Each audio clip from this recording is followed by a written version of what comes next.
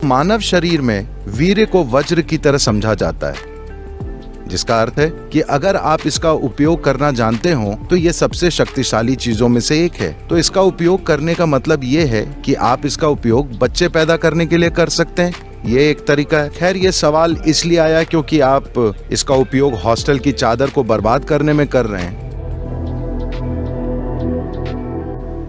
देखिए, आप जानते हैं कि आपकी शारीरिक मौजूदगी का आधार सीमन या वीर्य है। आप चाहे पुरुष हो या महिला, आपके शरीर को बनाने के लिए जिम्मेदार सामग्रियों का 50% ये है ना? हमारे पास चमड़ी है, हमारे पास चमड़ी के ऊपर की कोशिकाएं हैं, हमारे पास बाल हैं, हमारे शरीर के अनेक पहलू हैं।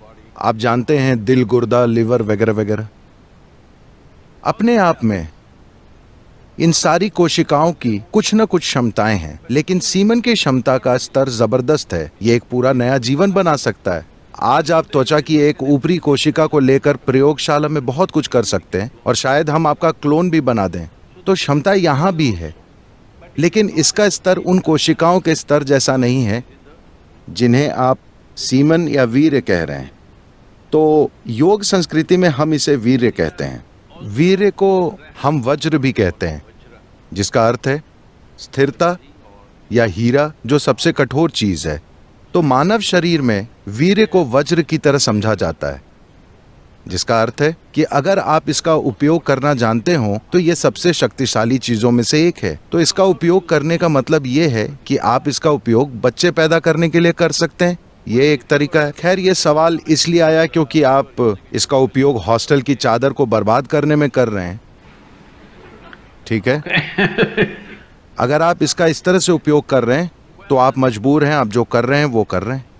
ये कोई ऐसी बात नहीं है जिस पर नैतिकता के आधार पर कोई राय बनाई जाए। सवाल यह है कि कोई किस हद तक मजबूर होकर कुछ कर रहा है।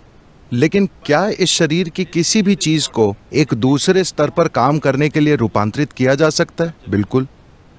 केवल सीमन ही नहीं, इस शरीर की हर चीज को रूपांतरित किया जा सकता है। देखिए, मान लीजिए अगर मैं आप सभी को सूप बनाने की सामग्री दूं, आप सभी को एक जैसी सामग्री दूं, तो क्या आपको विश्वास है कि आप सभी लोग एक जैसा सूप बनाएंगे? नहीं, आप 500 प्रकार के सूप बनाएंगे। हालांकि सामग्री एक ही है। यही हम सबके साथ इस समय हो रहा है। हम सभी बुनियादी रूप से एक ही सामग्री से बने हैं, लेकिन देखिए कि हम एक दूसरे से कितने अलग हैं, क्योंकि सूप अलग है। तो अगर मैं आपको सूप बनाने की सामग्री दूं तो आप या तो अच्छा सूप बनाएंगे या बेकार सूप बनाएंगे। ये इस बात पर निर्भर करता है कि आप ये काम कितना जानते हैं, है ना? तो ठीक ऐसा ही हर चीज के साथ होता है। केवल सीमन के साथ ही नहीं, अपने मन और शरीर के हर आयाम को आप किसी जबरदस्त चीज में रूपांतरित कर सकते हैं। या आप इसे साधारण बना सकते हैं, या आप इसे एक गंभीर समस्या में बदल सकते हैं। जीवन के हर पहलू को। ऐसा ही जीवन के इस पहलू के साथ भी होता है।